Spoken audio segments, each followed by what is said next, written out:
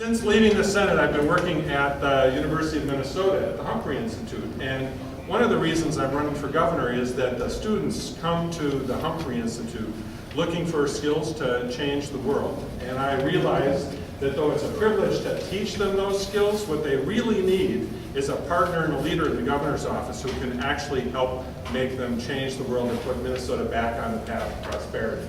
That's why I'm running for governor. I also get to teach, I teach a couple classes, and this spring, former Congressman Tim Penny and I just finished teaching a public budgeting class.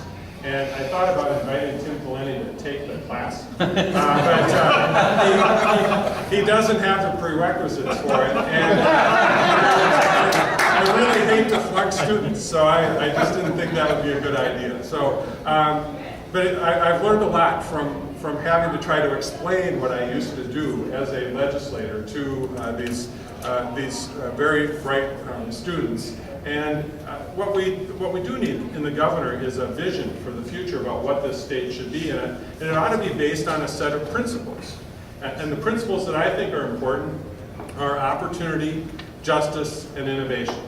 Now, the unemployment rate is at an extraordinary level, and we are at a higher unemployment rate than the rest of the country, and that's kind of unusual for Minnesota. We usually have a lower one. And it's just proof that the governor's policies are not working with respect to keeping people in Minnesota employed. So opportunity means good jobs for hardworking Minnesotans, making sure that we have a transition in the economy so that we've got new green jobs for people to work on that include weatherizing homes and installing solar panels and putting in good Minnesota-made windows that will insulate our homes. But opportunity also means making sure that we have early childhood education so we can help all of our kids be successful, making sure our schools are world class everywhere in the state, not just in the Twin Cities, not just in some of our bigger centers. And it also means making sure that our students can actually afford to go on to college. And we have been giving more and more of our kids short shrift in terms of their opportunities for success. Justice means having a tax system that's fair for everybody. It's wrong in Minnesota that higher income Minnesotans pay less a percentage of their income for services in our state and local governments than middle class folks do. It also means making sure that every Minnesotan has access to quality, affordable health care. That's just the right thing to do.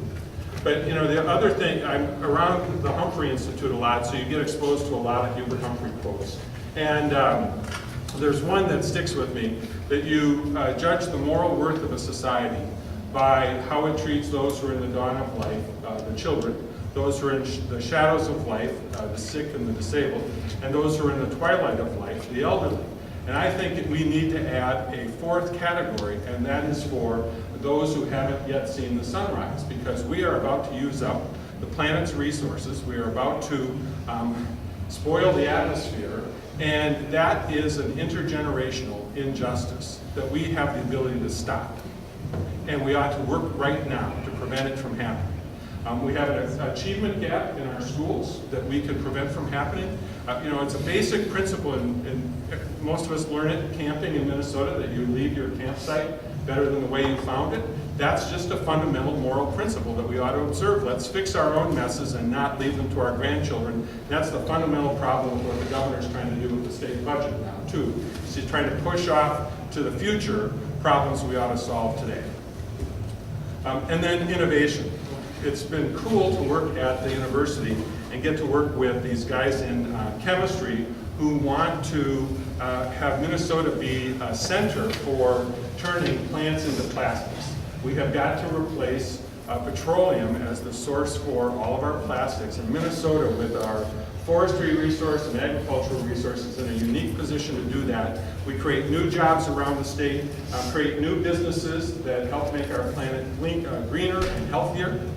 Those are the kinds of things that we can do in Minnesota if we create a culture of innovation, doing things smarter and better, and encouraging everyone to do that. As governor, that's what I would do. I'm here to ask for your help. I've had a chance to lead teams inside and outside politics, and the teams I've had an opportunity to work with have done extraordinary things. So I'm asking you to be part of the team that will take back the governor's office in 2010, because we can't wait any longer.